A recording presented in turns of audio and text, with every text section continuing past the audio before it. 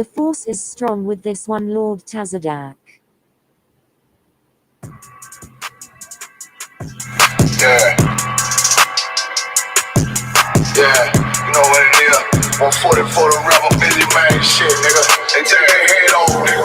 Already where Eve did to Adam, I just pray my love don't lie to me. Swing the iron like Samson, I can't let no holder lie to me. I don't feel these rappers, all they lies is hypocrisy. Ain't no competition, ain't no rivalry. Niggas think I'm playing, I don't hear one word they saying, this shit light work. Think Muhammad one of us, he might lose his life first. Circle up and stay alert. Another cop just stretched the nigga. He a demon, it's an exorcism. Watch I bless the nigga. You took that open blood, then you know I'm gonna get active with you. From the opposition, I see vision. Let me paint the picture. Rappers claim they spin, I ain't listening. Is it effective? If revenge was a woman, now I scope that bitch like Jacob. So I war, we gon' run the summer. It's gonna be historical. Thought they making plays, made them niggas call the audible. As who run this shit, but that question is rhetorical.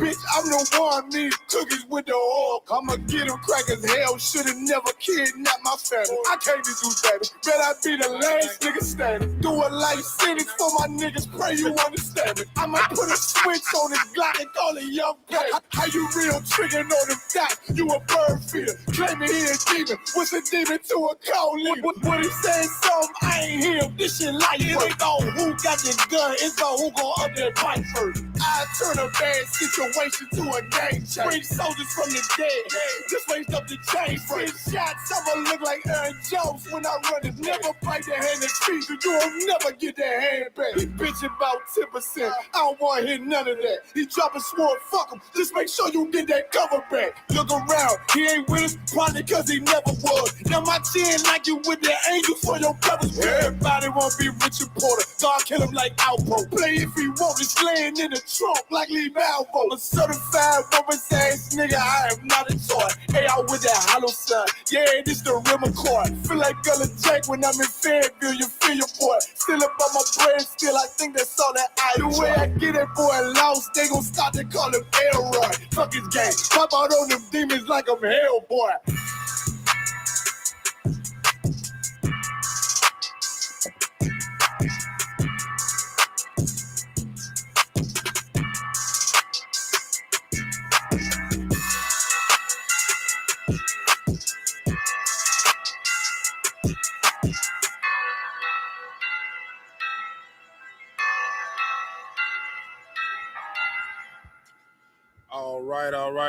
All right. Clap it up.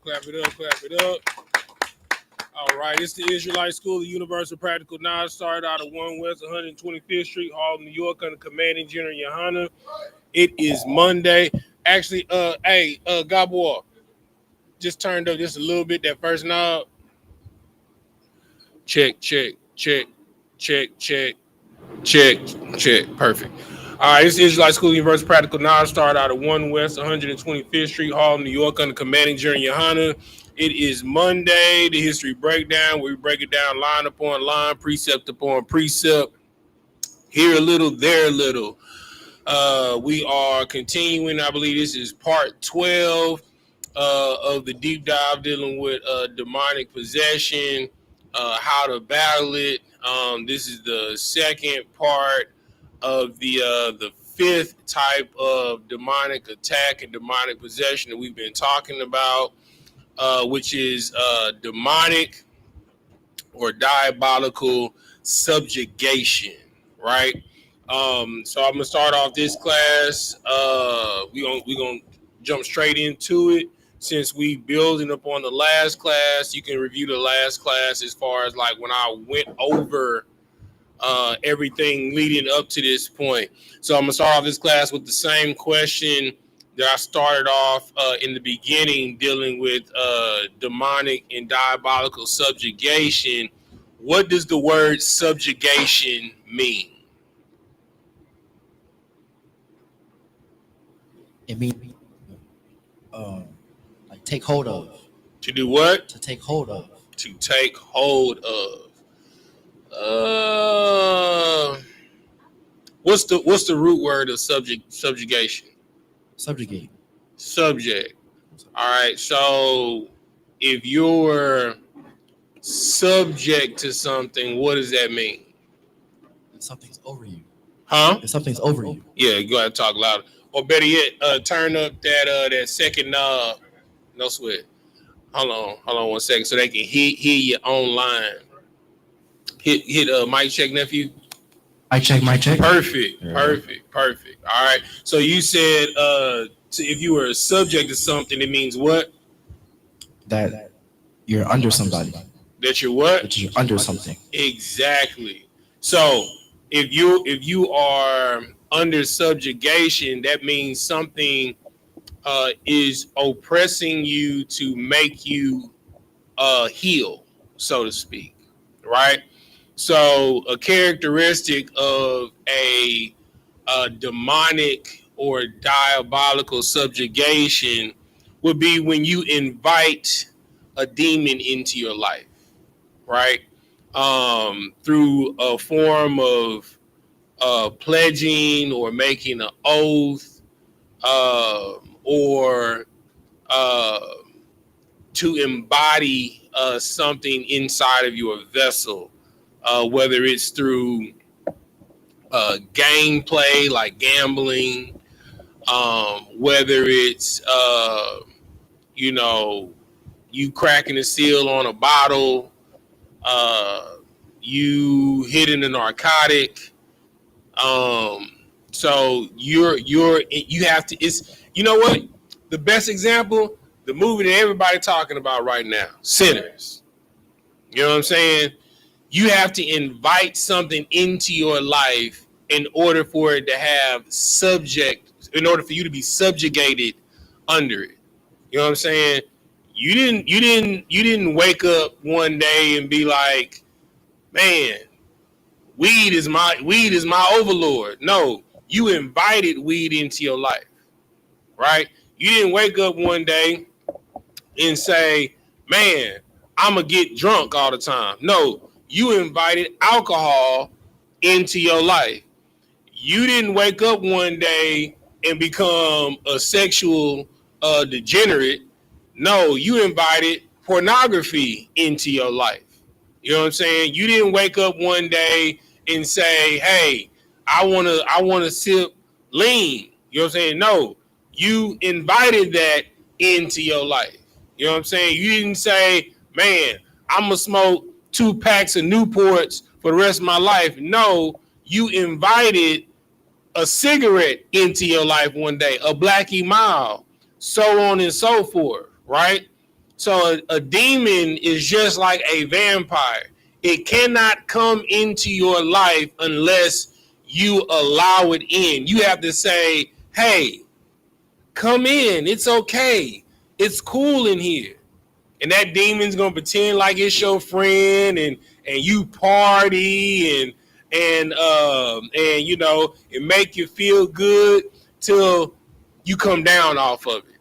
Then you feel like crap, right? Or until you know, you can't afford that feeling no more, you know, then you feel like crap because now you chasing it and you trying to chase anything that'll give you money so you can get it, you know, i.e. crackheads, meth addicts, these new I call them Huffingtons, you know, them people that be hitting the galaxy gas, you know, the woofers, you know what I'm saying? So you have to invite the demon into your life. Let's see what young man gave. So he say control. Okay, he said subjugation. Yeah, subjugation means to be under control. He also said to control someone. So yeah, that's 100% right, brother. 100% right. Okay, so to get a biblical definition of what it means to be under a demonic or diabolical subjugation, we're gonna go to 1 Timothy chapter 4, and we're gonna go to verse 1. So we're gonna go to 4 and verse 1. You're gonna read the verse 5.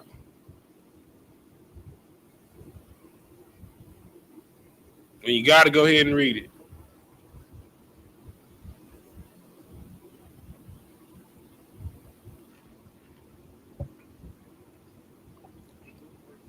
Is it on? Did it die? Speak into it.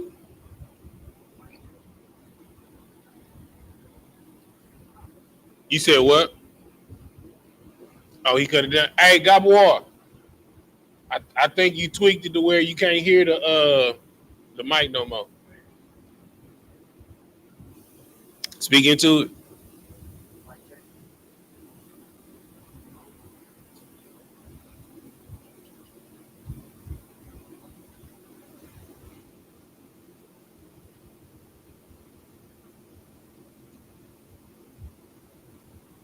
Well, for right now, just read real loud, like you at camp. This is the book of First Timothy, chapter 4, verse 1. Mm-hmm. Now the Spirit speaketh expressly Uh-huh.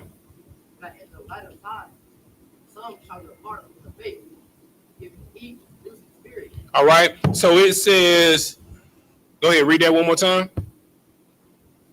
Now the Spirit speaketh expressly Mm-hmm. that in the latter times some shall depart from the faith, giving heed to seducing spirits. All right. So remember, like I said, I mean, this is a perfect lesson in light of, what's, going on right now. Everybody going crazy over the moving sinners, right? So nobody can take you away from the faith except for your own imagination, right? So, and that imagination is a seducing spirit, something that you might think is cool, live, potentially might feel good. Somebody talk you up to it, say it's it's almost just like when the serpent came upon Eve in the garden, right? And told her, if you eat this fruit, surely you won't die, but you'll have knowledge of good and evil, and your eyes will be open. You'll be like the Most High, right? That sounds good, right? But you weren't supposed to ever know what sin was like. Sin was never supposed to be an option in your nature, right? Keep reading. And doctrines of devils. And doctrines of what? Of devils. Right? So that's Santeria, that's Ifa, that's Voodoo, that's Catholicism, that's Islam, that's Buddhism, that's Hinduism, right? Egyptology, you know what I'm saying? You get into the occult, you want to do hoodoo, you want to do voodoo, you want to do black magic, you want to be a Wiccan, you want to be a wizard, you want to be a witch, right? The doctrine of devils. Keep reading. Verse 2.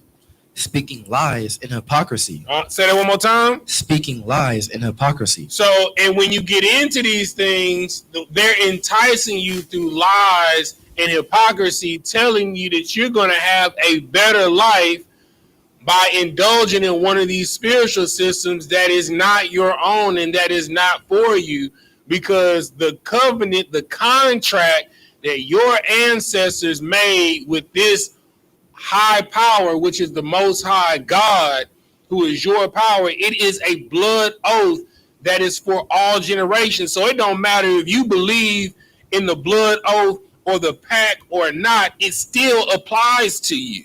Keep reading. Having their conscience seared with a hot iron. Mm-hmm.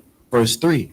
Forbidding to marry. Uh-huh. And commanding to abstain. Uh-huh. From meats which God hath created to be received with thanksgiving of them which believe and know the truth. All right, so that's it on that. All right. So the definition from a biblical standpoint of being under a demonic or diabolical subjugation is when you fall away from the faith from a seducing spirit or the doctrine of devils that speak lies and hypocrisy, having your conscience seared with a hot iron, right? So basically, it's anything that sounds good to pull you from serving God and following the law, statutes, and commandments. That's why in all these classes, I always consistently say, it's many ways to die, but it's only one way to live, right? Okay. So last class, You know, I pulled a whole bunch of precepts lining up with this, and I told you this class we were going to get into biblical examples of these things taking place and these things happening. All right. So the first one we're going to do, we're going to roll over the First Kings in the Old Testament. Let's see, get there with you. First Kings chapter 22. We're going to start at verse 1. So we're going to start with the story of Ahab, right? Okay. So remember, the definition of being under diabolical or demonic subjugation is being taken away from the truth by a seducing spirit, right? That pushes lies and hypocrisy, right? In order to get you to sin so it can take hold of your vessel. Remember, all of these different type of demonic possessions that we've gone over, the entire point of the demonic attack is to get you emotionally compromised, to cause you to sin, so that demon can come in you and it can take 7 other demons to take hold of your vessel in order to destroy you. All right. So First Kings in the Old Testament, it's right after the book of First Samuel. We're going to go to chapter 22. Going to start at verse 1. We're going to deal with the story of Ahab. All right. When you got it, nephew? 22 and 1. This is the book of First Kings, chapter 22, verse 1. Uh-huh. And they continued 3 years without war between Syria and Israel. Mm-hmm. Verse 2. And it came to pass in the 3rd year that Jehoshaphat, the king of Judah, came down to the king of Israel. And the king of Israel said unto his servants, Know ye that Ramoth in Gilead is ours, and we be still, and take it not out of the hand of the king of Syria. Mm-hmm. And he said unto Jehoshaphat, Wilt thou go with me to battle Ramoth Gilead? Mm-hmm. And Jehoshaphat said to the king of Israel, I am as thou art, my people as thy people, my horses as thy horses. All right, so off top, what is the problem of what has transpired in that statement that's just been said? So this is a conversation between the king of Syria and the king of Israel, right? What is the problem with what has just transpired and what has just been said?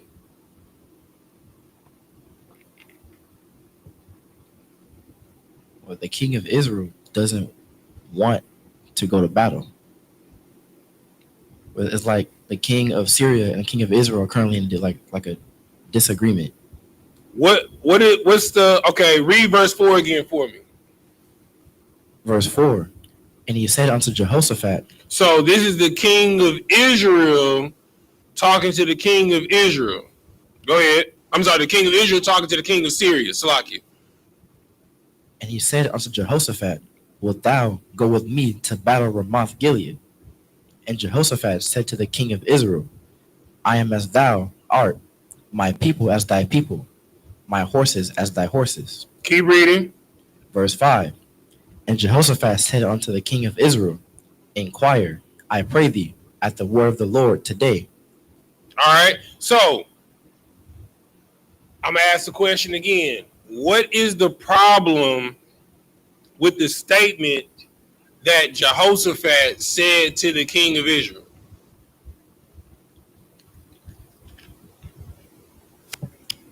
Jehoshaphat is a heathen. So he said that I am as you. Mm-hmm. And my people are like your people. Mm-hmm. And my horses as like your horses.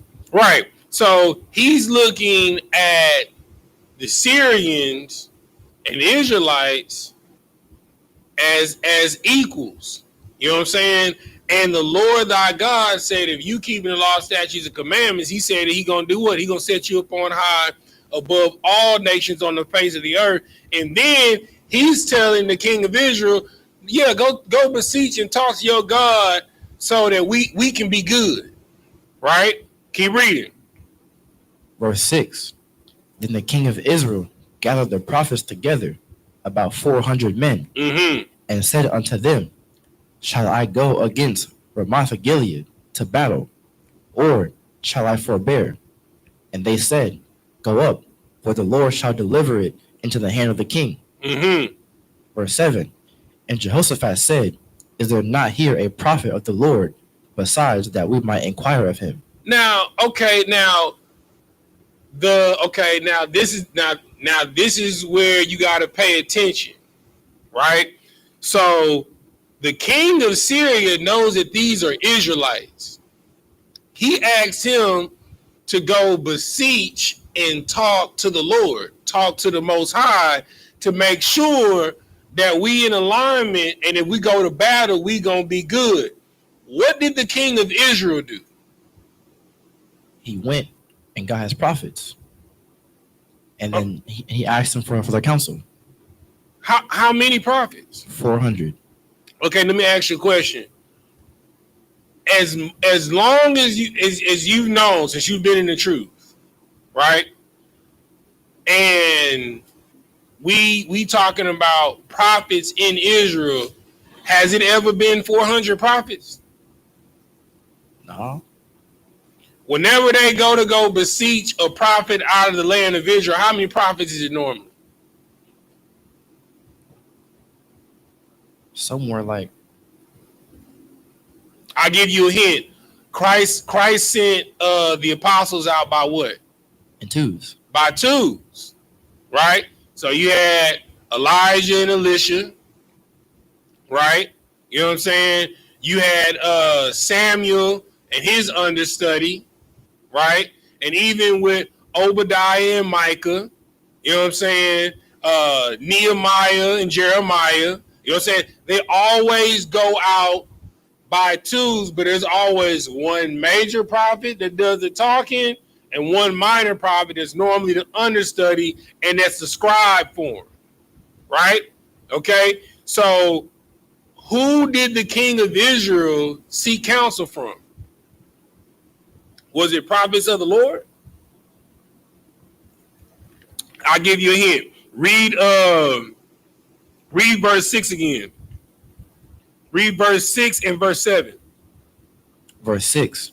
Then the king of Israel gathered the prophets together, about 400 men, and said unto them, shall I go against Ramoth Gilead to battle, or shall I forbear? And they said, go up, for the Lord shall deliver it into the hand of the king.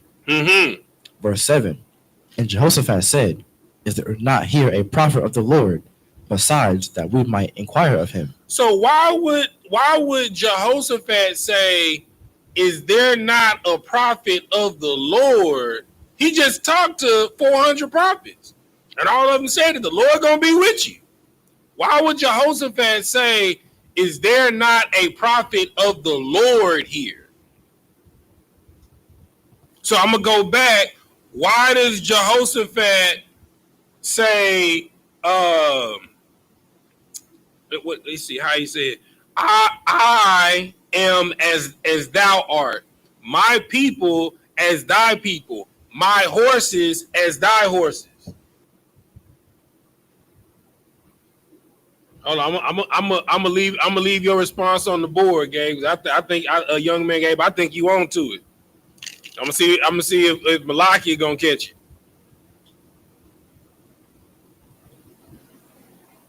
Why is Jehoshaphat questioning the counsel of the 400 prophets that he just besought and saying, is there not a prophet of the Lord? Now, Jehoshaphat is a Syrian. He's a Hamite, right? And he prefaced all of this by saying, I am as thou art, my people as thy people, my horses as thy horses. I'm gonna give you a couple more seconds. Then I'm gonna get an answer that young man gave online. He got counsel from 400 prophets, and then Jehoshaphat said, "Is there not a prophet of the Lord?" So who did he get counsel from? Civilians. Huh? What'd you say? Look, she got the same answer as Gabe on here. They are not prophets of the Most High God. The reason why he's saying that I am as thou art, my people as your people, my horses as your horses, because they're worshiping the Syrian god, Baal. So the Lord, you ain't never heard in the scriptures where a king of Israel or the people went and besought 400 prophets of the Lord. Never. It's never been like that, ever. The Lord does not get his glory from numbers. He rather be the underdog because it shows how mighty and powerful that he is. You understand? All right. So now that we know the issue with the king of Israel, Ahab, he has false prophets, right, of Baal, and has Israel worshiping a false god. That's why the Syrians feel or dare say that I am like you. Your people are like my people. Your horses are like my horses. You understand? When we're in line with the Most High God, no nation would ever dare say that to us. Ever. Keep reading.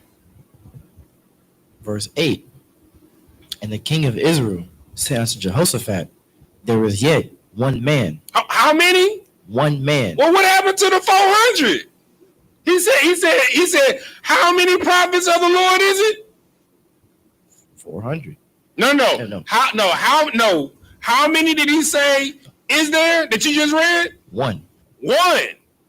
So it's 400 prophets of Baal. Just like it's a Christian church on every corner in the hood. You understand? It's a Christian church, a Catholic church, a Muslim mosque. You know what I'm saying? A Jewish temple. They're on every corner, everywhere, right? How many schools of the Israelite School of Universal Practical Knowledge are in Houston? One. So if we talking about the scriptures and who's more in line with the scriptures, the Christian church, the Catholic church, the Seventh-day Adventists, or the Israelite School of Universal Practical Knowledge? The UPK. Right. It's only one school per city. You understand? Why would we stretch out our resources for our people throughout and everybody doing their own thing and everybody can come to one place where all the resources are? That makes no sense. All right, keep reading. Verse 8. And the king of Israel said unto Jehoshaphat, there is yet one man, Micaiah, the son of Imalah, by whom we may inquire of the Lord. But I hate him. But he say what? But I hate him. But he what? I hate him. For he loved them 400 prophets of Baal, but he does what to the prophet, the actual prophet of the Lord? But I hate him. Listen, let me tell you something, brothers and sisters. If you ever want to know if you in a fake Israelite group or in a real Israelite group, or if you following the Lord or not following the Lord, what did it say? But I hate him. They gonna hate you, Ak. They gonna hate you, Akawa. They gonna hate to see you coming. Because every time you coming, that man, we can't talk about birthdays. We can't talk about what we gonna do for Christmas this year. We can't talk about 4th of July. We can't talk about Halloween. You know what I'm saying? We can't talk about what we gonna do for Grandma and Mama for Mother's Day. We can't talk about Father's Day. You know what I'm saying? They hate you. Keep reading. For he doth not prophesy good concerning me. He does not what? Prophesy good concerning me. Of course not, because you're following false prophets and you following another god. So 9 times out of 10, just like it says, if you do not hearken diligently, observe and do the commandments which I command you that this day, that these curses will overtake thee, which means to utterly destroy you. So of course he's not going to prophesy anything in your favor, because you're following false prophets and you're following a false god. Keep reading. But evil. And Jehoshaphat said, let not the king say so. Verse 9. Then the king of Israel called an officer, and he said, hasten hither Micaiah the son of Imlah. Verse 10. And the king of Israel. And what's crazy about this is it's a heathen telling the king to get a real prophet of the Lord.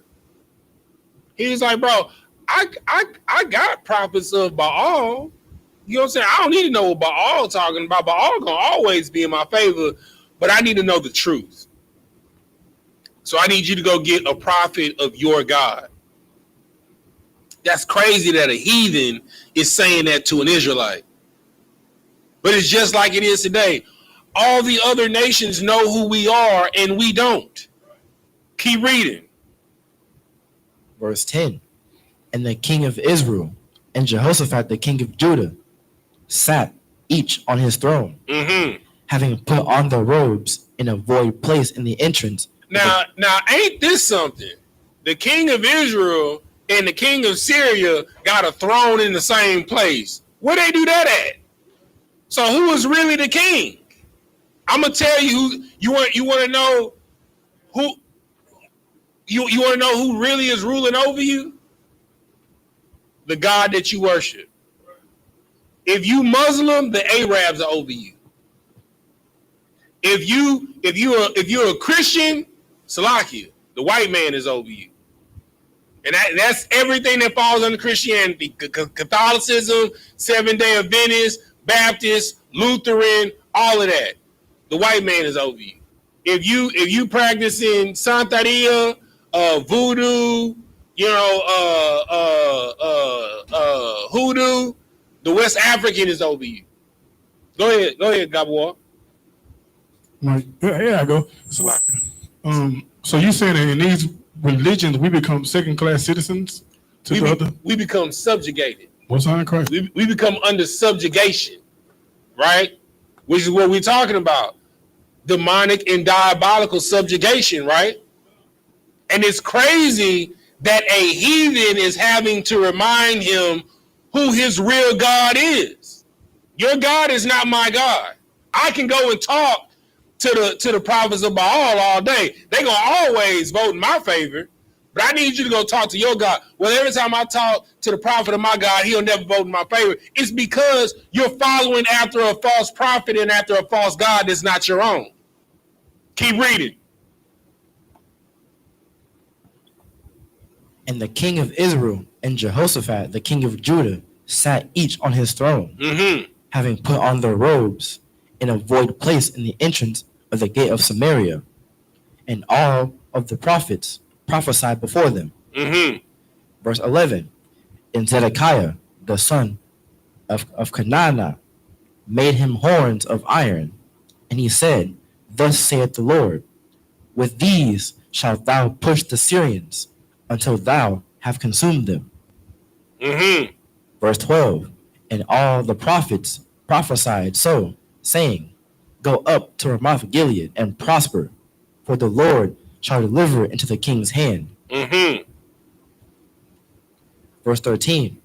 And the messenger that was gone to call Micaiah spake. And just in case you don't know who Micaiah is, that's Micah. That's the book of Micah in the Bible. That's the prophet Micah. Keep reading. Spake unto him, saying, behold now, the words of the prophets declare good unto the king with one mouth. Let thy word, I pray thee, be like the word of one of them, and speak that which is good. So he's saying, look, I didn't already had all the prophets of Baal saying that everything is all good. Look, I'm only writing you, you understand, because Jehoshaphat is saying, hey, go ahead one time and beseech one of your prophets of the Lord to just let me know everything all good. I know my prophet's going to tell me everything all good, but he telling him, like, yo, I'm writing you this letter. They already said everything all good. I just need you to just say everything all good like they've been saying it. That's how you know these is some real ninjas. This is a ninja talking right here. You know what I'm saying? Keep reading. Verse 14. And Micaiah said, As the Lord liveth, what the Lord saith unto me. He said, as what? As the Lord liveth. Right, because the other prophets didn't say nothing about as the Lord liveth, right? Because all of their gods are made out of wood and stone. They're dead, deceased. Keep reading. As the Lord liveth, what the Lord saith unto me, that will I speak. Verse 15. So he came to the king, and the king said unto him, Micaiah, shall we go against Ramoth Gilead to battle, or shall we forbear? And he answered him, Go and prosper, for the Lord shall deliver into the hand of the king. Verse 16. And the king said unto him, How many times shall I adjure thee, that thou tell me nothing but that which is true in the name of the Lord? Say it one more time. How many times shall I adjure thee, that thou tell me nothing but that which is true in the name of the Lord? Keep reading. Verse 17. And he said, I saw all Israel scattered upon the hills. So basically, Michael was like, hey, you told me you wanted me to tell you a lie. You know what I'm saying? He's like, you told me you didn't want me to tell you the truth. Because if I tell you the truth, you said every time you come and beseech me, it's always bad news. And when he told him the news that he wanted to hear, read verse 16 again. And the king said unto him, How many times shall I adjure thee, that thou tell me nothing but that which is true in the name of the Lord? He was like, nigga, every time I come to you is bad news. Now all of a sudden it's gonna be good news. You know what I'm saying? You know what Micah said? In the words of the UPK, no sweat. You know what I'm saying? Read verse 17 again. Verse 17. And he said, I saw all Israel scattered upon the hills, as sheep that have not a shepherd. And the Lord said, These have no master. Let them return every man to his house in peace. Verse 18. And the king of Israel said unto Jehoshaphat, Did I not tell thee that he would prophesy no good concerning me, but evil? Why would the Lord prophesy good and you in your royal court is nothing but false prophets and you worshiping a false God? It's going to always be destruction unto you. That's Deuteronomy 28 and 15. If you do not hearken diligently and observe and do the commandments which I instruct you that this day, that all of these curses shall overtake thee. You understand? And he said that you gonna be scattered. That's one of the curses. Keep reading. Verse 19. And he said, Hear thou therefore the word of the Lord. I saw the Lord sitting on his throne, and all the host of heaven standing by him on his right hand and on his left. Verse 20. And the Lord said, Who shall persuade Ahab? He said what? Who shall persuade Ahab? He said what? Who shall persuade Ahab? All right, so hold what you got. I'm gonna go back to 1 Timothy just to let you know that the God of the Old Testament is the same God that's in the New Testament. All right, I'm gonna go back to where we were in 1 Timothy. What was that? 1 Timothy, what I say, chapter 4. All right. Okay, so 1 Timothy chapter 4, verse 1, it says, now the Spirit speaking expressly that in the latter times some shall depart from the faith, giving heed to seducing spirits and doctrines of devils. Right? So the seducing spirit was by all. The doctrine, and it also says speaking lies and hypocrisy, hypocrisy, having their conscience seared within hot iron. Right? So his prophets are telling him a lie, which is seducing him to listen and go to war with the king of Syria, Jehoshaphat, right? But let's see what the Lord is about to allow to happen, because he's not following the law, statutes, and commandments. Read that again, nephew. Start at the beginning of the verse. Verse 20. And the Lord said, who shall persuade Ahab? Mm-hmm. That so what's another word for persuade? Like in line with what we've been talking about.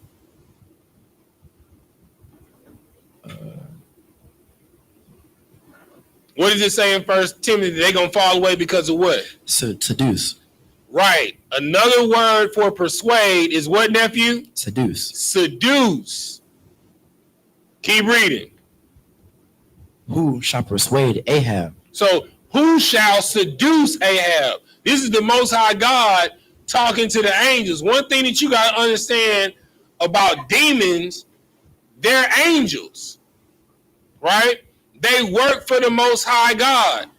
Because remember, matter of fact, go back to verse 19, so you can understand the setting and what's going on. Go back to verse 19. Verse 19. And he said, hear thou, therefore, the word of the Lord. Mm-hmm. I saw the Lord sitting on his throne. So, okay. So just imagine, okay, Officer Tazadak, I'm not the Most High God. I'm just giving you an example. Okay, I'm sitting on the throne. I'm in the middle, right? Keep reading. And all the host of heaven standing by him on his right hand and on his left. So we got the right hand side, which are the angels that bless. And we got the angels on the left hand side, which are the angels, or what you call the demons, that curse. All right, keep reading. Verse 20. And the Lord said, who shall persuade Ahab? Who shall seduce Ahab? Keep reading. That he may go up and fall at Ramoth Gilead. That he shall go up and succeed. That he may go up and fall at Ramoth Gilead. Keep reading. And one said on this manner, and another said on that manner. So you got one who's like, we can do this. Another one said, we can do this. Keep reading. Verse 21. And there came forth a spirit and stood before the Lord and said, I will persuade him. He said what? I will persuade him. I will seduce him. Go ahead. Verse 22. And the Lord said unto him, wherewith? And he said, he said, I will seduce him. The Lord is like, how? How are you going to seduce Ahab? Let's find out what this spirit or this angel says. Keep reading. And he said, I will go forth, and I will be a lying spirit. A what spirit? A lying spirit. A what spirit? A lying spirit. A what spirit? A lying spirit.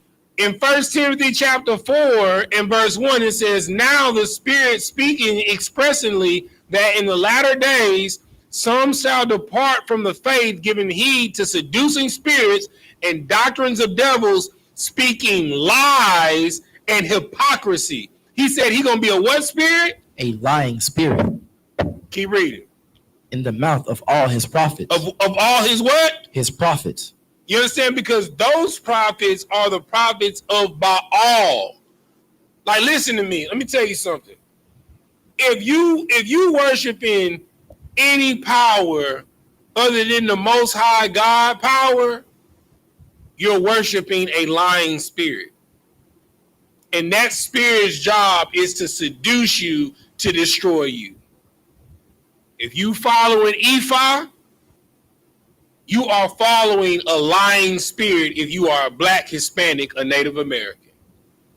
If you are following Santeria, you are following a lying spirit if you are a black, Hispanic, or Native American. If you are following voodoo, you are following a lying spirit if you are a black, Hispanic, or Native American. If you are following Hinduism or Buddhism or Islam or Christianity, you are following a lying spirit if you are a black, Hispanic, or a Native American. And their job is to seduce you just like Ahab, to send you up onto Ramoth Mount Gilead so you can fall and be destroyed. Because you refuse to follow the traditions of your ancestors. You want to follow the traditions of everybody else's ancestors except your own. Keep reading. I will go forth, and I will be a lying spirit in the mouth of all his prophets. Mm-hmm. And he said, thou shalt persuade him. Now let me ask you a question.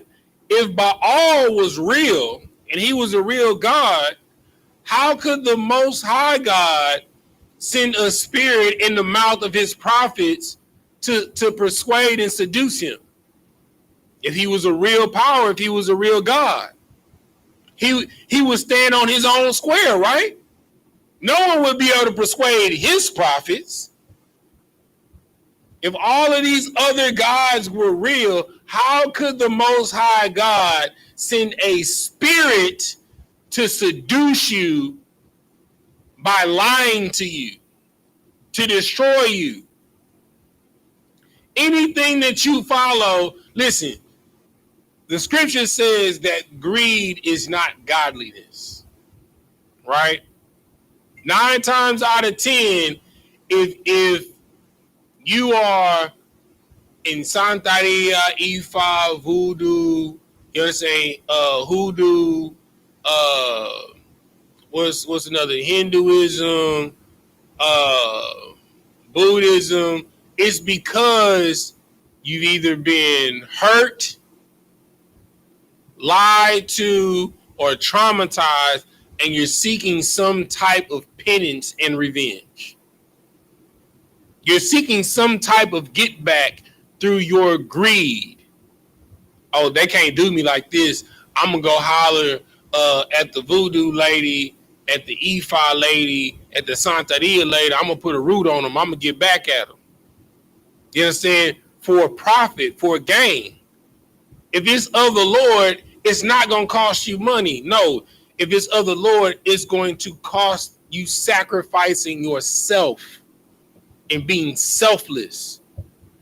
Scripture says that you should love thy brother as thyself, love thy neighbor as thyself. Everything that's of the Lord is going to require a selfless act. Anything that is not of the Lord is going to require a selfish act. And 9 times out of 10, when you go into these tarot card readers, when you go into these palm readers, it's all for a selfish act. Anything of the Lord that he blesses you is going to be to grow the nation, not just yourself. That's why I always say that no black, Hispanic, or Native American will ever grow past the status quo of their people. That's why that white woman that was on ESPN told LeBron James to shut up and dribble. Ain't nobody asked you about your political allegiance or your morality or your moral compass.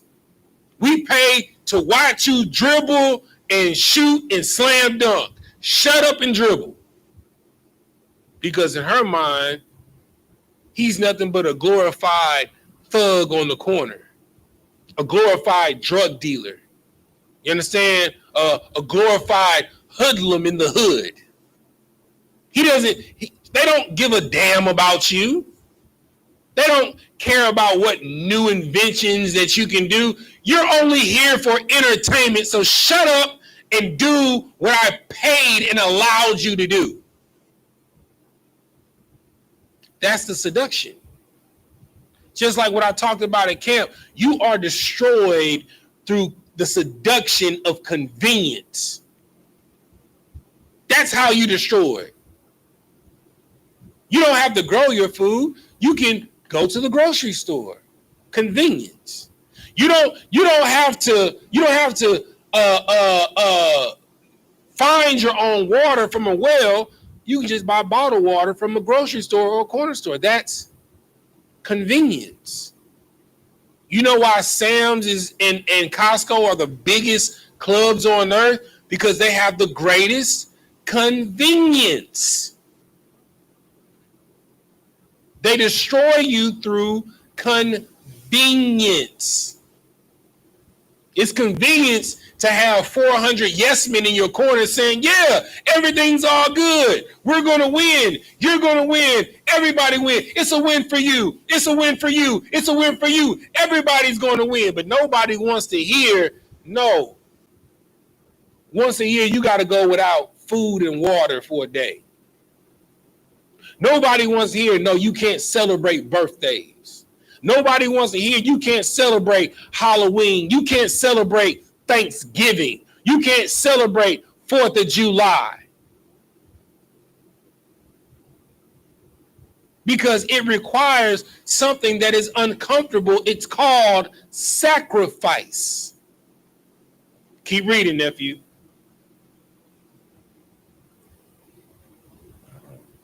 And I will be a lying spirit in the mouth of all his prophets. Mm-hmm. And he said, thou shalt persuade him and prevail also. Go. Oh, he said, not only he said you shall persuade him, he said you're gonna do what? And prevail also. And what? And prevail. Let me tell you something. If you leave this truth and you go out into the world, I'm telling you this right now. You're gonna smoke weed out. You understand? You're not only are you going to smoke weed, you're going to become an alcoholic. Not only are you going to smoke weed and become an alcoholic, you're going to become a whore and a whoremonger. Because when you don't have the money for your weed and your alcohol, guess what you're going to do to get the weed? You're going to be a whore and a whoremonger. You don't understand how people that you grew up with that were powerful figures in your hood become crackheads or homosexuals that are turning tricks for drugs. That's how. How somebody getting pegged in their butt for crack. That's how. Because they can't afford it. They can't afford to get high. They can't afford to escape anymore. So they're going to do what's necessary to get that next high, to chase that next high, and it's going to be selling your body. Keep reading. Thou shalt persuade him and prevail also. Go forth and do so. Mm-hmm. Verse 23. Now therefore, behold, the Lord hath put a lying spirit in the mouth of all these thy prophets, and the Lord hath spoken evil concerning thee. Verse 24. But Zedekiah, the son of Kenana, went near and smote Micaiah on the cheek, and said, Hold on, say it again. But Zedekiah, the son of Kenana, went near and smote Micaiah on the cheek. He hugged Micaiah. And smote Micaiah on the cheek. He saluted Micaiah. And smote Micaiah on the cheek. You understand? Anytime you tell the truth, this is what you're going to be met with. Say it again. And smote Micaiah on the cheek. Because remember, Ahab, when Jehoshaphat asked him, is there not any prophets of the Lord? He was like, well, yeah, there's one. But he said he what him? He hated him. Anytime you speak truth of the Lord, it's going to go against the grain that everybody loves. Every single time. Keep reading. And said, which way went the Spirit of the Lord from me to speak unto thee? Mm-hmm. Verse 25. And Micaiah said, Behold, thou shalt see in that day, when thou shalt go into an inner chamber to hide thyself. Mm-hmm. And the king of Israel said, Take Micaiah and carry him back unto Amon, the governor of the city, Mm-hmm. and Joash, the king's son, and say, Thus saith the king, prison. He said, put him where? This fellow in the prison. He said, put him where? In the prison. You understand? Listen, you know, and this lets you know that the same as back then is the same as is now. What happens when you tell the truth? Let me give you another example. What happens when you expose a corrupt cop? What's going to happen to you? He locks you up. What? No, read what it say. What you got, Bayan? Oh, what you got to say? They gonna use their authority to abuse you. Right. Just like she said, you're gonna go to jail. You understand? Once they arrest you, you understand? The first level, they're gonna give you what they call the rough ride. They're gonna put you in handcuffs, and they're not gonna put you in the seatbelt, and they're gonna take you on a rough ride. You understand? I can't remember the brother's name, but that's how he died. It was a brother that died in the back of a paddy wagon. What's his name? You know his name? Yeah, but it was a brother that died in the back of a paddy wagon. They gave him a rough ride. They didn't lock him in the back of the paddy wagon, and he hit his head, broke his neck, and died. And they tried to cover it up. If you survive the rough ride, they're going to put you in the interrogation room, and they're going to whoop your black behind, your Hispanic behind, your Native American behind with a phone book because it don't leave any marks that you've been hit. They're going to bludgeon you. Then if that doesn't work, they're going to throw you in solitary confinement with no food and no water because they can hold you up to 72 hours before they let you go. But guess what? Before they even book you or process you, they're going to put you in holding. They're going to hold you for 8 hours. They're going to take you in and out in interrogation, and they're going to beat you. So that's 72 hours plus 8 hours. So that's almost 4 days that they'll hold you without food and water to break you and destroy you because they hate you for telling the truth. What you was about to say, Bayan? I was gonna say this system's so corrupt that they'll hold you in jail for up to 5 years until you get like a trial to prove that you're innocent. Yeah, 100%. 100%.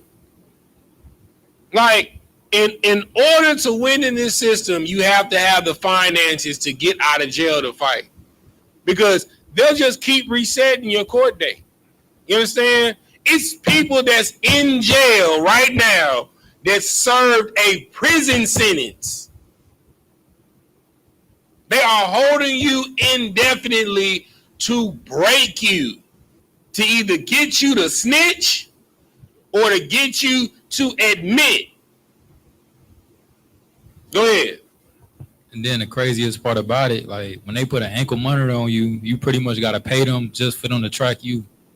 Listen, it's worse than that. It's something that's called a surcharge. If you go to jail, right? If you go to prison, right? You for 3 years, you have to pay $100 to $300 surcharge annually. And if you don't pay that surcharge, you miss a payment on that surcharge, a warrant is automatically issued for your arrest, and the cycle starts all over again. Then you go get a surcharge for the surcharge for the surcharge for the surcharge. On top of the fine that you got to pay for whatever violation that you did. Go ahead, brother. So do the surcharges build up, like add up? 100%. So if you already got a $300 surcharge, you in violation for not paying a warrant is automatically generated for your arrest. You get arrested again, so now you have two surcharges running concurrently. So that's $600 that's $200 to $600 that you got to pay annually. You already couldn't pay the $100 to $300. So what do you think is going to end up happening? You're going to continue to violate, continue to get warned, then the judge is going to be like, oh, well, you can't pay. I'm going to give you a jail sentence for you to serve to pay out the entire debt. Now you got a misdemeanor or a felony on your record. Keep reading, nephew. Thus saith the king, put this fellow in the prison, and feed him with bread of affliction, and with water of affliction, until I come in peace. Verse 28, and Micaiah said, if thou return at all in peace. He said what? If thou return at all in peace. That's a biblical way of saying, Lord be with you. Keep reading. The Lord hath not spoken by me. Mm-hmm. And he said, hearken, O people, every one of you. Verse 29, so the king of Israel and Jehoshaphat, the king of Judah, went up to Ramoth Gilead. And the king of Israel said unto Jehoshaphat, I will disguise myself and enter into the battle, but put thou on thy robes. So he thought that he was going to be smart. Okay, well, he said that we wasn't going to be successful and that we was going to fall. So what I'm going to do is I'm going to be smarter than the Lord. I'm going to disguise myself in the battle because, in the battle, everybody looks for the king.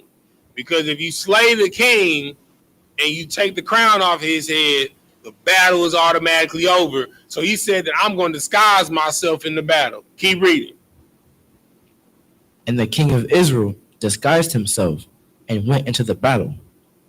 Verse 31, but the king of Syria commanded his 32 captains that had rule over his chariots, saying, fight neither with small nor great, save only with the king of Israel. You know what I'm saying? So he was like, okay, if you're going to do that, I'm going to send my personal guard out there to protect you. And he told him, like, don't worry about these small potatoes. You know what I'm saying? I know you want to knock their head off and stuff like that. Just smite anybody that come up against the king of Israel. Keep reading. Verse 32, and it came to pass, when the captains of the chariots saw Jehoshaphat, they said, surely it is the king of Israel. And they turned aside to fight against him. And Jehoshaphat cried out. Mm-hmm. Verse 33, and it came to pass, when the captains of the chariots perceived that it was not the king of Israel, they turned back from pursuing him. Mm-hmm. Verse 34, and a certain man drew a bow at a venture, and smote the king of Israel between the joints of the harness. Wherefore, now, because you want to be because you want to be in the skies and in the heat of the battle, guess what you subject to? The randomness of the heat of the battle. The scripture says it didn't name the man. It just said a certain man. So he was an archer. So, like in a battle, you got the front line, the infantry, and you got the archers, and then you got the horsemen that come for the flank, right? So a certain man, a random man, an archer, he draws his bow back. He ain't aiming nobody. He draws bow back, aim up, release. And, and then that certain man, that random man, struck the kingdom of Israel randomly because he wanted to hide and be in the infantry. You can't hide from the Lord. You try and hide from the Lord, you know what'll randomly happen? You get hit by a random car in a car accident. You understand? You'll be driving, you'll have a random blowout. You understand? You try and be in the way of sinners, you'll get hit by a stray bullet randomly trying to hang out in the club with drug dealers. You understand? You'll get stabbed up or shot up trying to hang out randomly in the way with sinners in a strip club. When you in the way with sinners, you become the collateral damage of sinners. Because the angel of death is already doing his job. But if you there, oh, the angel of death, oh, I got me one, Lord. I thought you said he was righteous. What are you doing here? This my domain. Oh, I got to get him. He gonna send one of his favorite sinners through there to spray the club up, to lay everybody down, just in hopes of hitting you. Because you're not where you're supposed to be. Matter of fact, give me that. Give me somebody give me Psalms 1. Hold where you at, nephew. By Young. Give me Psalms 1. Give me Psalms 1. Psalms 1 and 1. Give me that.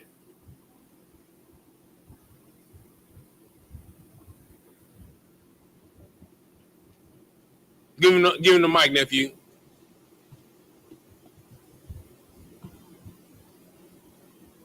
This is the book of Psalms, chapter 1, verse 1. Uh-huh. Blessed is the man that walk not in the counsel of the ungodly. He said, blessed is the what? The man that walk not in the counsel of the ungodly. Uh-huh. Nor stand in the way of sinners. Nor do what? Stand in the way of sinners. So blessed is the man that don't listen to the wise counsel of the ungodly. Okay, all right. So, you know, they be telling you, you know, if you do this stock, you know what I'm saying, or you invest in this crypto, you know what I'm saying, or you invest in this AI, you know what I'm saying, or you invest in this Roth IRA, or you invest in this REIT, you know what I'm saying, this real estate investment, you know what I'm saying, or you acquire this much gold, or you acquire this much silver, you understand? And they sinners. What good is that counsel if you're not keeping the law, statutes, and commandments? What good is you trying to hang out and go out and you not in a shield of righteousness and brotherhood, and you in a way with drug dealers, you know what I'm saying, drug addicts and alcoholics, whores and whoremongers? What you think gonna happen to you? You understand? Keep reading.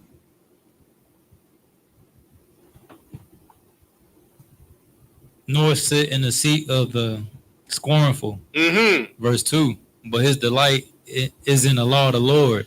If your delight is not in if your delight is not in the law of the Lord, guess what? You're going to get a sinner's reward. That's what's going to happen to you. You're going to be utterly destroyed because you were taken away and you became subjugated to your lust. You were seduced away by some thought. You understand? Some trapper. You understand? Some guy with a Benz, a Maserati, a Stingray. You know, nowadays, you know, females is getting beguiled by a scat pack. You understand? You're not questioning his righteousness, his integrity, his spiritual system, the God that he follows. No, you looking at the money that he follows. And if you're moving like that, you're always going to be destroyed, because that demon is going to take you away and lead you like a silly woman or a silly man, like a lamb to the slaughter, because of your lust and your desire, and you end up becoming subjugated to that until you're utterly destroyed. Go back to where you were, nephew. This is the book of 1 Kings, chapter 22, verse 34. And a certain man drew a bow at a venture and smote the king of Israel between the joints of the harness. Wherefore he said unto the driver of his chariot, turn thy hand and carry me out of the host, for I am wounded. For he is what? I am wounded. For he is what? I am wounded. Verse 35. Verse 35.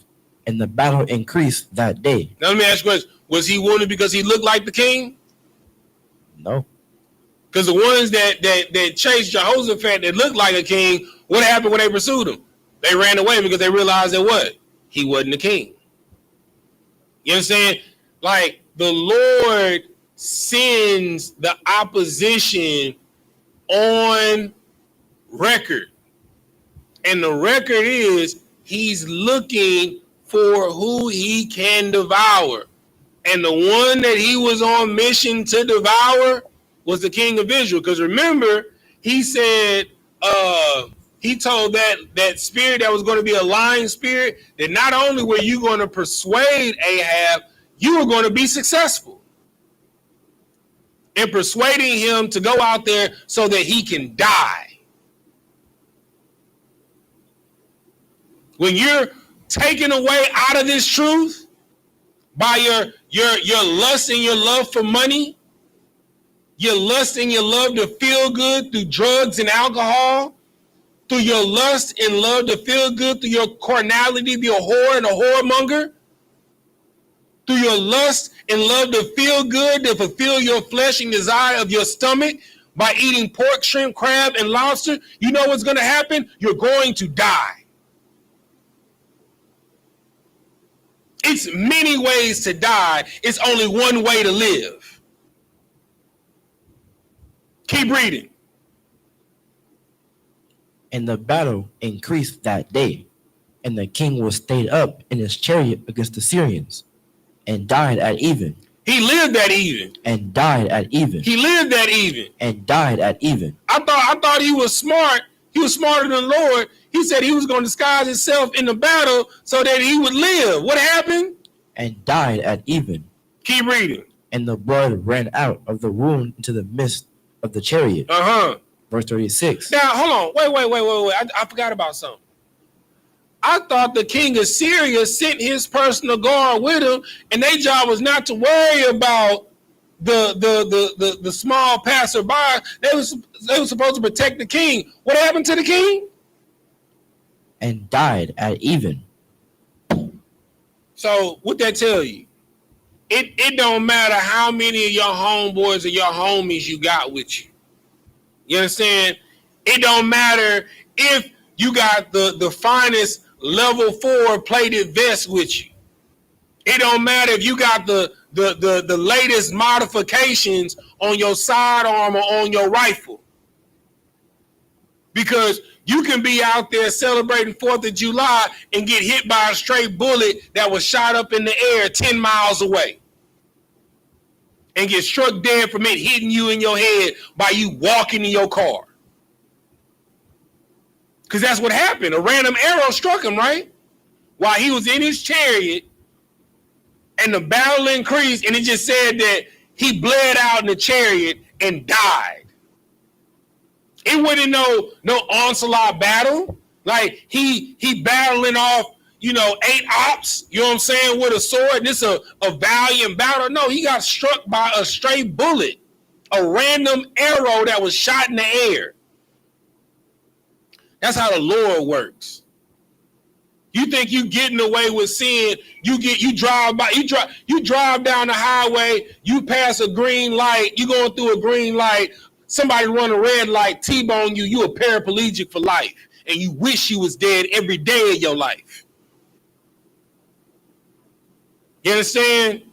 Or you come across a corrupt cop, you understand, because you hanging out with sinners, they throw the drugs and the gun on you. Now you in jail. You understand? You get prosecuted. Now you serving 5 to 10 years, you understand, for trafficking and distributing.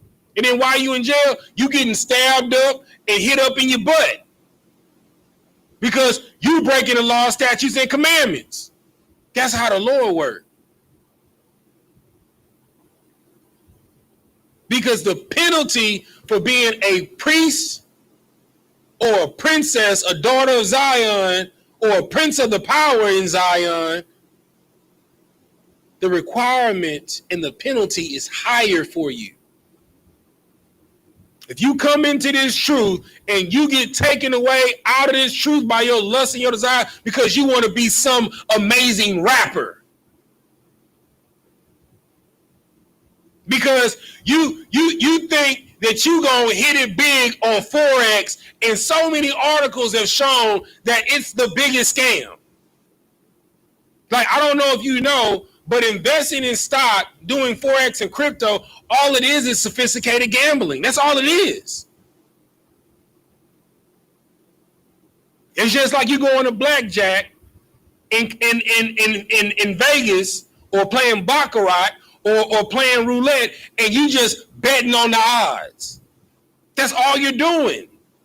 It's sophisticated gambling. That's all it is. And it's made for the house to always win. And guess what? It's not the house of Israel. So you be a fool to bet on anything in this world other than the Lord. Because if the Lord is not with you, guess what? You die. Keep reading. Verse 36. And there went a proclamation throughout the host about the going down of the sun, saying, every man to his city, and every man to his own country. Mm-hmm. Verse 37. So the king died. The what? The king died. The what? The king died. Mm-hmm. And was brought to Samaria. Was he brought to Israel? And was brought to Samaria. Keep reading. And they buried the king in Samaria. Why would they bury the king of Israel in Samaria? Anybody want to blow my mind? That's been paying attention in class? Why would they bury the king of Israel in Samaria? Because he's the king of Israel. But why would they bury the king of Israel in Samaria? Why would they bury Ahab in Samaria? Because the king of Israel wasn't with the Lord. Because what? Because he wasn't with the Lord. Give me what was said in this chapter. Go back to the beginning of the chapter. What you got? He was trying to disguise himself as something he's not. That's later in the chapter. Give me the beginning of the chapter. You own it. You 100% own it. Because he was as the Syrians. He was what? As the Syrians. And what else? And give me the rest of it. And his people was as the Syrians. You understand? The reason why they buried him in Syria and not in Israel is because he was as the Assyrian. He was as the Syrians. He made his people as the Syrians. He followed the customs and the God of the Syrians. So why would he be buried with the righteous of the children of Israel in the land of the Lord? No, he was buried with the heathens and the Gentiles. Because that's what not only he became, but he made his people. Keep reading. Verse 38. And one washed the chariot in the pool of Samaria, and the dogs licked up his blood. Mm-hmm. And they washed his armor, according unto the word of the Lord, which he spake. Verse 39. Now the rest of the acts of Ahab, and all that he did, and the ivory house which he made, and all the cities that he built. Now, we're gonna do a couple of precepts before we close out. Next class, we're gonna continue this story of what happened to the house of Ahab, right? Also, we're gonna get into what happened to his wife Jezebel, which is also the house of Ahab, and then we're gonna also get into some of the things that he did and why these things took place. Listen, if you may think you might get away with smoking weed once. You might think you might get away with eating pork, shrimp, crab, and lobster away once. But just like I used as the analogy in the beginning of the class, in the movie Sinners, you have to welcome the demon in order for him to wreak havoc on your life. Once you open that door, of breaking the law, statutes, and commandments, you have no more control of your life. The only control and the choice that you have is to choose righteousness. And if you're coming into the truth, or if you've sinned in this truth or left this truth and trying to come back, you have to repent. But just like we talked about In the last class, not the last class, the last series in this class dealing with demonic or diabolical infestation. Whatever happened to you out there while you were sinning, you got to live with those actions. So guess what? If you leave this truth and you get an STD like herpes, the blue waffle, or you get HIV and AIDS, you understand? Or you get syphilis or some type of inflammation, guess what? They don't go away. Guess what you got to do? You got to live with that for the rest of your life. If you go out there and because you want to eat pork, shrimp, crab, and lobster, and you become a diabetic, you become to get hypertension, high blood pressure, you get COPD from smoking, guess what? You have to live with the result of the causations of your actions when you chose to sin. The Lord doesn't say that he's going to take away the results. No, he's going to stop it, but you have to live with the causation of your actions.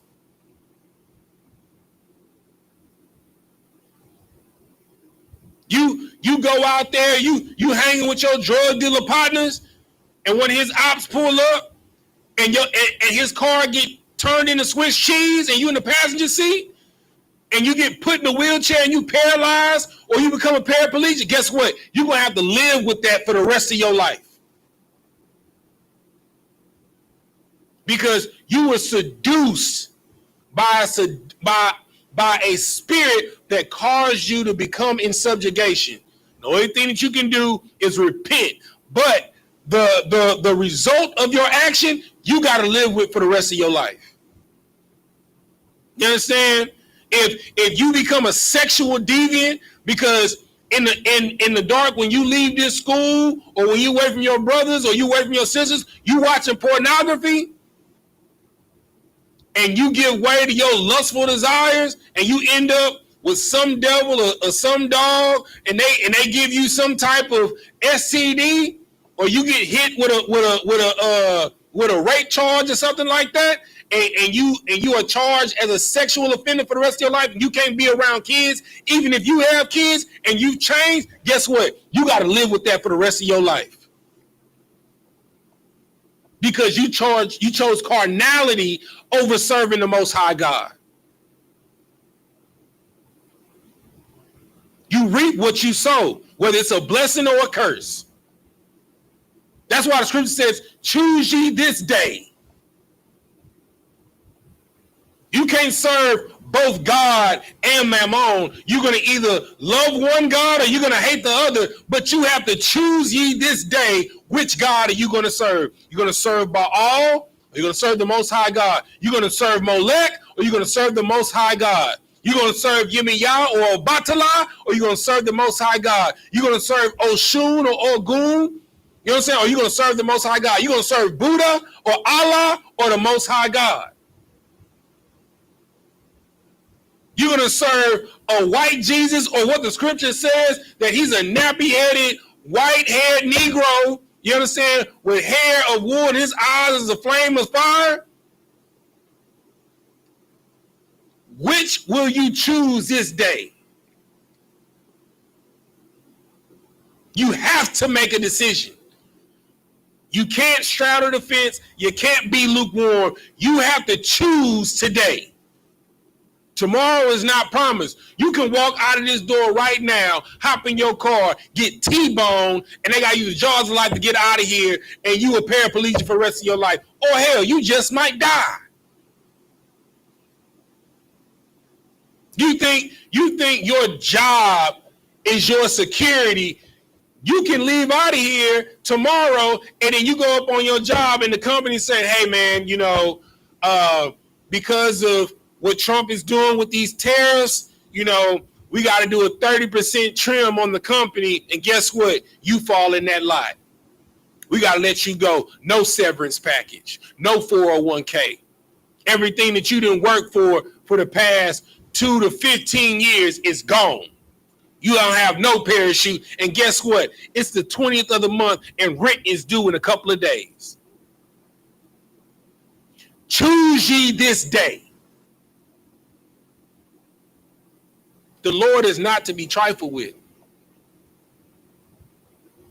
He will send his YNs on you, the demons. And guess what? They gonna be on demon time. And just like with Ahab, he's gonna send them to be a lying spirit and to succeed. Satan and his demons, they like the DA. They got a 98% conviction rate of killing niggas, of killing spicks, killing savages. Because you don't want to be children of the Lord. You want to be the misnomer that they gave you. You want to be colored. You want to be Latino. You want to be Hispanic. You want to be FBA. You want to be Foundation Black American. You want to be everything but a child of God. And guess what? You're going to die with the side that you choose with. Because you've made yourself subjugation to their way.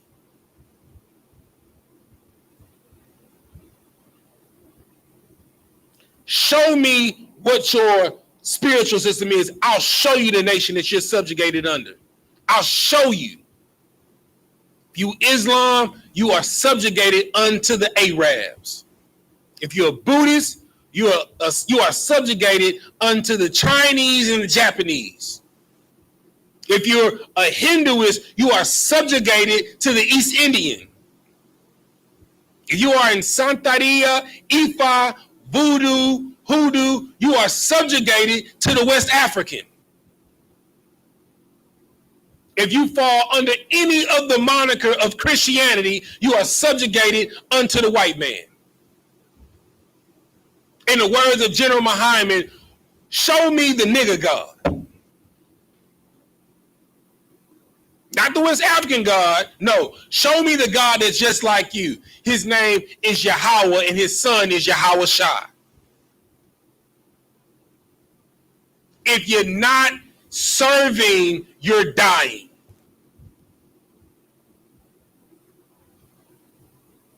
Give me, let's see, what time is it? It's 48. Give me one precept before we get up out of here. Give me what I want.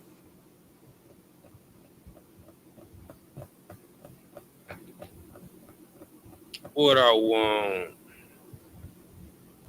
Give me Matthew 24:24, nephew.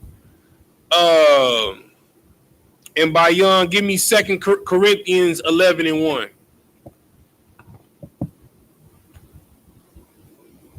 Yeah, Matthew 24:24, and then give me 1 Corinthians 11:1. You're gonna read the 4.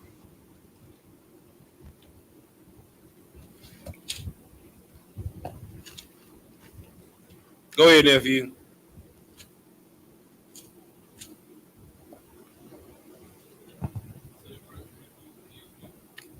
First, no, 2 Corinthians 11:1, and you're gonna read the verse 4.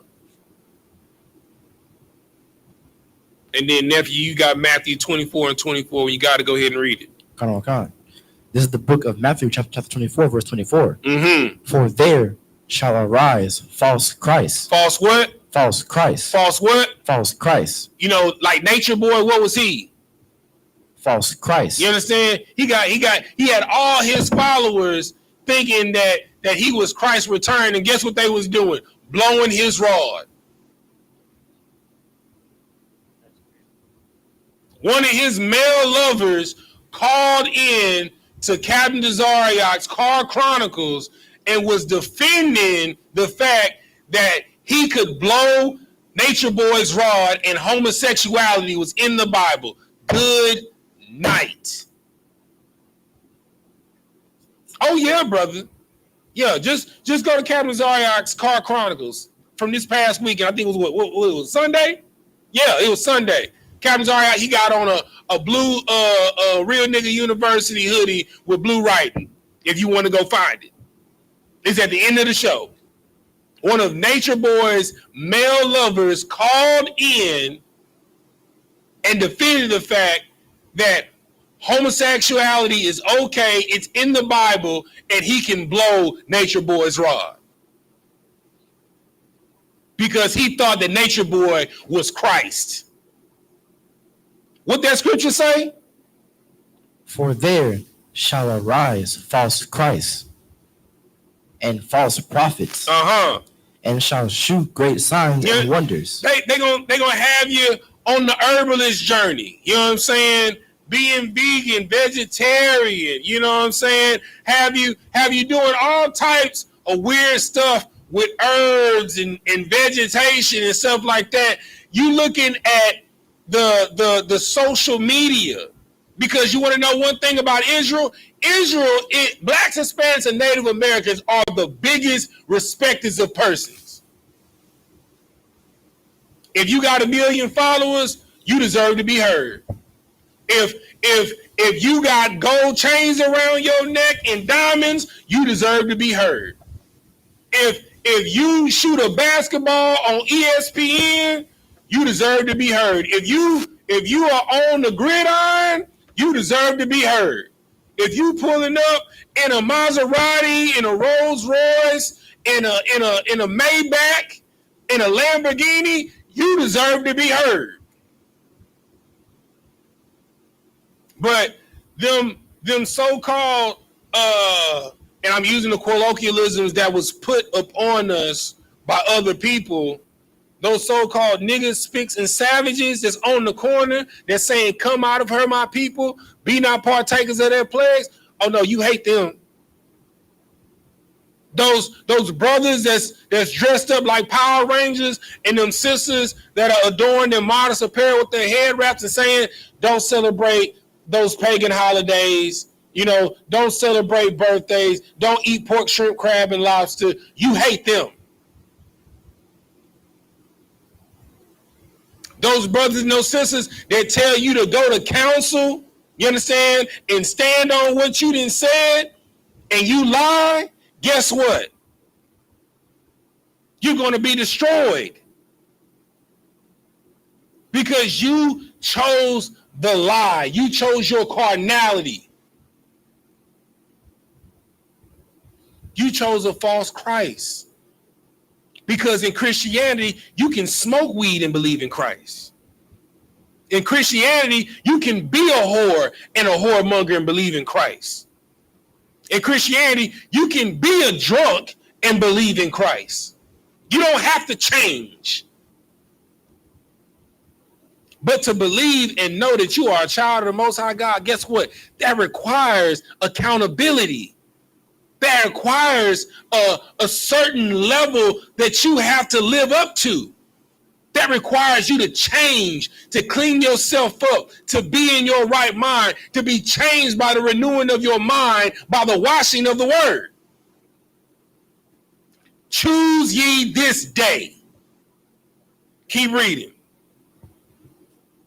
And shall shew great signs and wonders, in so much that, if it were possible, they shall deceive the very elect. They shall do what?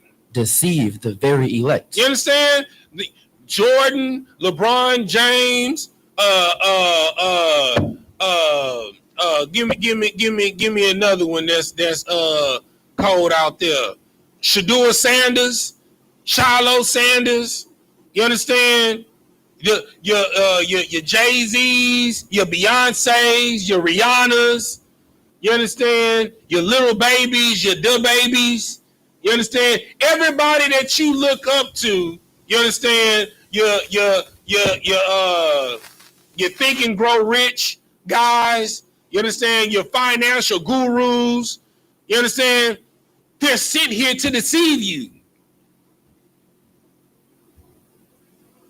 Your boss that sends you out to close the deal, you understand? But to close the deal, you got to take the client out to one of his cultural restaurants, and his favorite thing is eel, and you got to eat eel with him to close the deal. You got to eat pork short ribs with him to close the deal.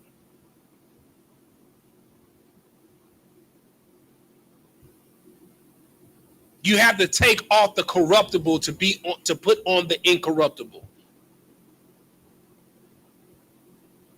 And don't think you're not above reproach, because A demon's job is to deceive the very elect. And it says in the last days that you're going to be taken away by seducing spirits if you do not put yourself in subjugation of the Spirit of the Lord. Keep reading. Read the next verse. Verse 25. Behold, I have told you before. Verse 26. Wherefore, if they shall say unto you, Behold, he is in the desert, go not forth. Behold, he is in the secret chambers, believe it not. Mm-hmm. Verse 27. For as the lightning cometh out of the east, and shineth even unto the west, so shall also the coming of the Son of Man be. That's how it's going to be. You gonna be in a back alley trying to hide, you know what I'm saying, getting your little weed, trying to hit it, Lord gonna come. You know what I'm saying? You're gonna be trying to make this woman a wife for a night that you know you have no intent of being righteous to her. You understand? And no, she has no intention of being righteous to you. Hell, she done had 3 husbands this week. The Lord gonna come in a thief in the night. You understand? You out here hitting your lines of cocaine. Lord gonna come like a thief in the night. You know, you sliding off to your family's crawfish, bro. One head of crawfish ain't gonna hurt. Lord gonna come like a thief in the night. And you know what all of y'all gonna say? Woe is me. All of y'all gonna be like, woe is me. You're gonna get utterly destroyed by your lustful desires from your seducing spirit. Read what you got, Bayon. Where you at? You in 1 Corinthians? No, you in 2 Corinthians. 2 Corinthians 11 and 1, right? Go ahead. This is the book of 2 Corinthians, chapter 11, verse 1. Mm-hmm. Would to God ye could bear with me a little in my folly, and indeed bear with me. Mm-hmm. Verse 2. For I am jealous over you with godly jealousy. Mm-hmm. For I have espoused you to one husband. To what? To one husband. To what? To one husband. No, but you want to smoke weed. You want to be a drunk. You want to be a whore. You want to be a whoremonger. You want to follow Santeria. You want to follow Ifa. You want to follow New Ageism. You understand? You want to do Egyptology. You understand? You want to do your transcendental meditations. You want to do everything but a child of God. But the Lord said that He has made you an oath unto what? One what? What does it say? For I have espoused you to one husband. You have one husband, the Most High God, and you have played the harlot with these seducing spirits. Keep reading. That I may present you as a chastity. As a chaste. Oh, as a chaste virgin to Christ. You understand? You know what a chaste virgin is? See, and for y'all, I told y'all this last class, this scripture right here, this a cut for those that say virgin means someone that ain't never been with a man. It says a chaste virgin. Chaste is chastity, means you've never had sex. All a virgin means is that you're of age to be married. Like old slang is, it's some fine virgins out here tonight, my boy. That just means it's some baddies out here ready to be chose.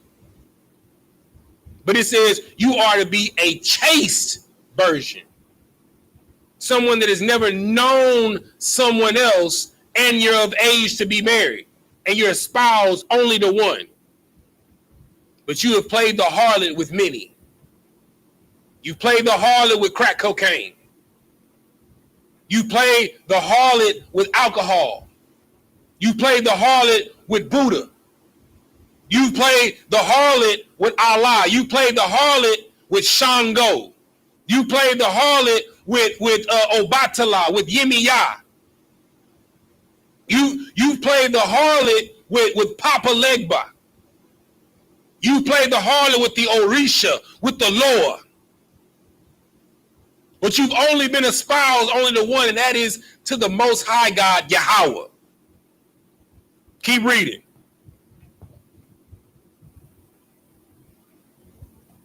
Verse 3.